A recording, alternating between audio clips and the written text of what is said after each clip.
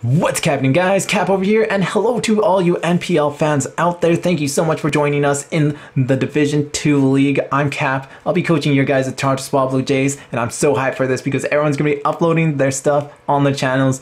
Some people who've been doing it for quite some time to some people who are just starting out, so be sure to check out their channels, subscribe to them, check out their content, like and sub.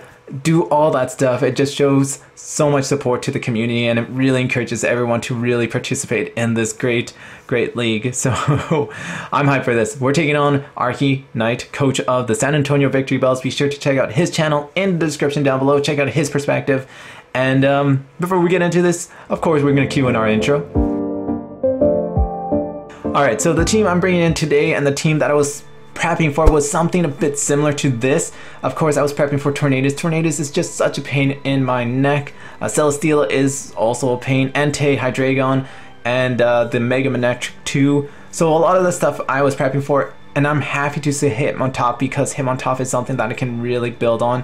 It's something that works against him, and it's something that I can really make it work for me. Things that I'm happy that I didn't see was a Vaporeon. Vaporeon would have been quite the problem, but it was also something I did prep for. And just before we get into the team that I prepped, shoutouts to the people who helped me and took a look at my team. You guys know who you are. People like Blue Rogue, Rennie T, Arensky, Bill Stanich has always been helping me out. Thank you so much, Bill. I really do appreciate it. Just lending me your head over there. Frieslander and Deeves, thank you so much for taking time to look at this team and making suggestions and sort of tweaking my team a bit. I really do appreciate it, and it really did come, it really, like, the suggestions that he made really came through in this battle. And I'll go over the team that I have today. So I have Weavile. Choice Bandit Weavile just does so much work on his team. He has a couple things that are weak to ice. Knockoff is just great. And I included Aerial Ace because I knew Hitmontop was going to be around, and Hitmontop is pretty much the ultimate check to Weavile because Weavile doesn't do a lot of damage to Hitmontop. So that's why I included Aerial Ace, just in case, you know, ever became in a situation where Weavile had to do that. We've got just a defensive Gliscor. Rennie T just suggested to just go with Protect instead of Knockoff, just to guarantee that Toxic Orb. And it sort of becomes like knockoff fodder just in case Tornadus goes for knockoff. I can just simply switch this in and it has no item, and it's looking a lot better. This is also my primary check to Entei too. Entei is such a problem because it does some big damage, but I have a lot of things that are just naturally bulky, so it's sort of a wax on, wax off. If he does half, I know he's Adamant Choice Band. If he doesn't do half, I know he's doesn't have Sacred Fire and does something a lot less. So wax on, wax off. You know what I'm saying. We've got P2 over here, who is just bulky as the first day you come back from like Christmas, Thanksgiving. It's looking pretty bad. It's looking pretty pretty big over here. This thing is meant to outspeed a couple things on his team. It's got the Substitute, Recover, Discharge, and Ice Beam. His team doesn't do that well to the combo together, and it works out so well over here. I've got Keldy over here too, the Calm Mind variant. I saw that I could take advantage of a couple things on his team. Hitmontop was one of the things that I could possibly set up on, and it just depends on how I play it and how I use it. And then that box over there that looks like it's got like a white box and a little image on the side, that is Magearna BB8, and I think it's because there is no shiny Magearna right now. So like the shiny version looks like BB8, so that's why I call it BB8. I think it's a brilliant name, absolutely brilliant. Frieslander actually just decided or suggested that I should just slap an AV instead of a Choice Scarf, and I was like, you know what, that makes a lot more sense. It's a lot more sane, and it just makes it a lot more bulky to an already bulky mon. So I decided, you know what, Frieslander was right. This man is a genius. And I just slapped on AV. This thing has Volt Switch, Thunderbolt, Dazzling Gleam, and something else, and Shadow Ball, just in case of the Goregeist. And then we've got our, not El Capitina, that doesn't make sense. We got La Capitina over here. I messed up on the nickname. Calm Mind, Recover, Thunderbolt, and Dragon Pulse. Just great coverage, really bulky, and takes on a lot of his team because a lot of his team can't handle the Mega Latias. So over here, I decided, you know what, let's just get up the Toxic Orb, and 4 minutes, not bad, not bad. So 4 minutes in, and I decided, you know what, let's get this Toxic Orb up. This is more important to me. He goes for Sacred Fire, so I want to scatter if he's choice banded or something. Brilliant play over here. He just goes for Hidden Power, but I did calc this just in case, and I know that he can't take me down. And this is one of the situations for like 1-for-1 I'm willing to take. It doesn't put me on the back foot. Gliscor heals up perhaps to half, and that allows me to take a Sacred Fire. So knowing that he is not choice banded, I can easily take a Sacred Fire and recover up and sort of stall it out in terms of that. He ends up going into Statue of Liberty, as this allows me to go into my La Capitina, and this was one of my win conditions over here. Now this turn took me a while because I wanted to see if I lived a Draco Meteor. I did, but I wasn't willing to take that chance because that would have really put me, it would have lost me a lot of momentum. So at this point I can set up my substitute. I know he's going for late seed, and if he has Heavy Slam, I'll see it over here. But he ends up going into this mono over here, which ends up getting paralyzed because of discharge.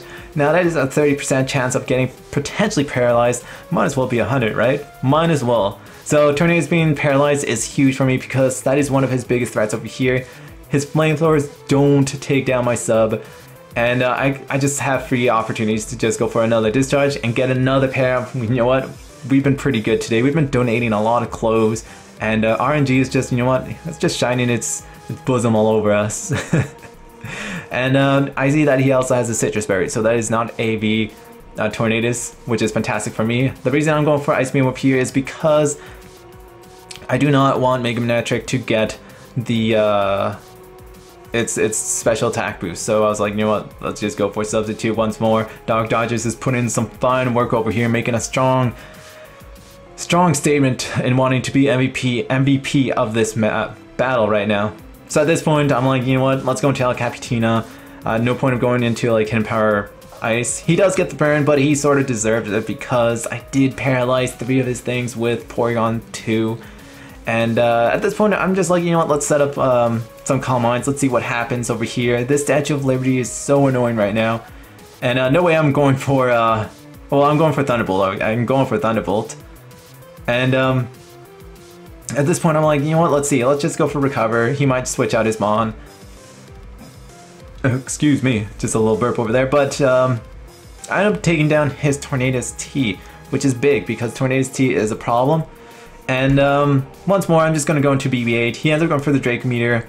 So he's locked into that, which means I can freely go for Volt Switch, get some momentum, and look a lot better. So I know that whenever this thing comes in, I can build momentum than he tries to build with him on top. So this thing's going to hold him back depending on how I play it.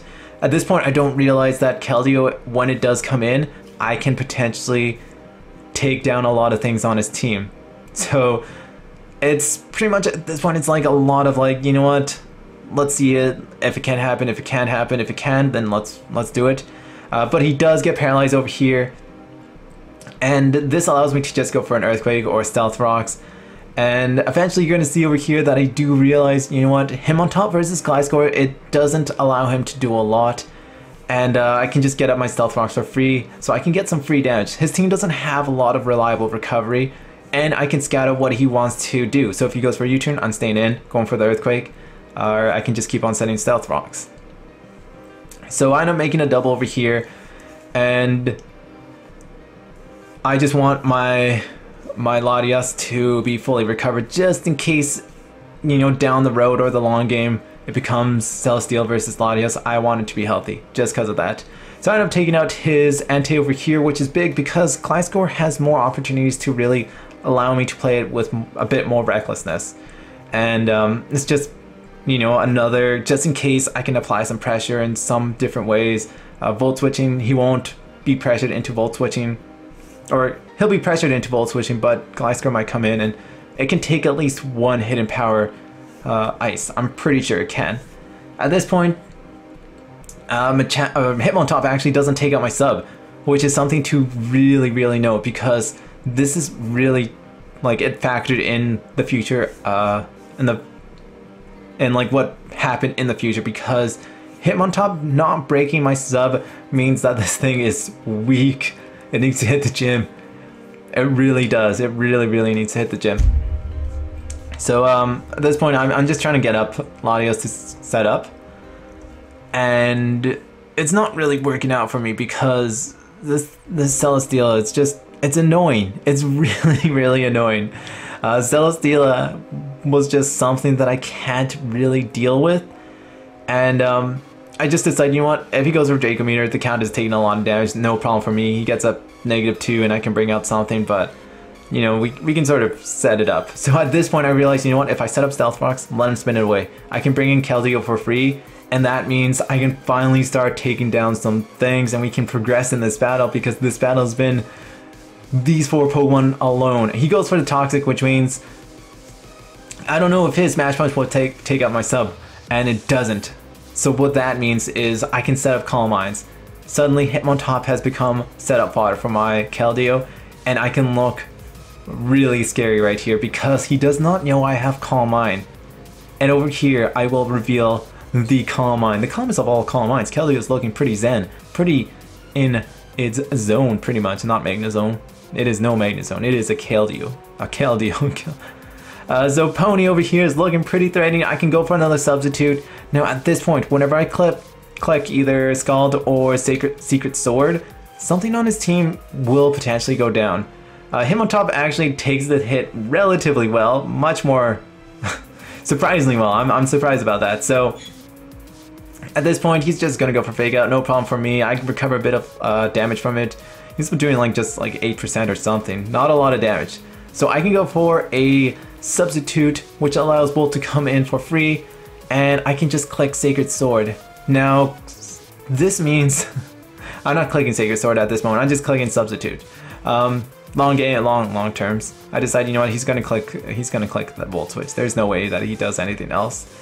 If he does, then you know, GG's on him. But this means with the sub up, something goes down. So he ends up going to his Bolt, and this means I just click Secret Sword, something goes down, Hydreigon goes down. That is the biggest threat facing my team right now. And now Weavile and Weavile, a bunch of things on my team can actually finish this battle. But I decided, you know what, Dog Dodgers needs a KO over in this battle, and Dog Dodgers is not losing this battle. Like 24% plus recover, I can potentially take down this thing. So he ends up getting a crit over here, which does a lot of damage, but I end up getting a crit off my own too. So crit for crit, it happens. Pretty hacky game. And over here he reveals Toxic. So Toxic, Late Seed, and Flamethrower. I still don't know what his last move is. I think it might have been Protect, but at this point it is pretty much GG. He's just trying to change the differential. Statue of Liberty could potentially win him the battle too, if he gets a bit lucky. And I let down a couple things just for free. I think my biggest flaw in this battle was perhaps not realizing how bulky Celesteela was, and I faced this thing a couple times, and this thing is just so incredibly bulky. It is amazing. This Celesteela, it's amazing. It's amazing how bulky this thing is. With Late Seed leftovers, it recovers so much HP. This is a +2 Thunderbolt incoming, and it's only like 2 hit KO'd, and that's excluding like lefties and whatnot. So I think over here he goes for Protect and gets paralyzed, and that really changes a lot of things, and it sucks for him. But we will get the 6-0 victory in our very first week in the NPL Division 2 battle. GG to Arcanine. Be sure to check out his side of the battle. I know I am, because I really want to hear his last moves on that Celesteela. I'm pretty sure it was Protect. And I just want to see the coverage on his things too. But I hope you guys enjoyed this. I know it was a 6-0 victory, and I tried to explain my thought process as much as I could, even though it was a 6-0, and the reason why I did things the way I did. And yeah, it's a big W for us too, because this is an in-conference division battle, which means, you know, we get 1 victory plus a division win ahead of the competition, and that's always good. That is always good when that happens. A +6, I feel like it's almost safe to say that we do have first place locked up right as of right now. So, you know, we're looking pretty good out of the gates, and I wanted to leave a good first impression on the league too. So I hope you guys enjoy this. Thank you so much, and if you guys have any questions or anything, be sure to leave it in the comment section down below. Thank you so much for watching if you sticked around for this long. And I'm going to get going, so thank you so much for watching, and I'll see you guys next week. Bye.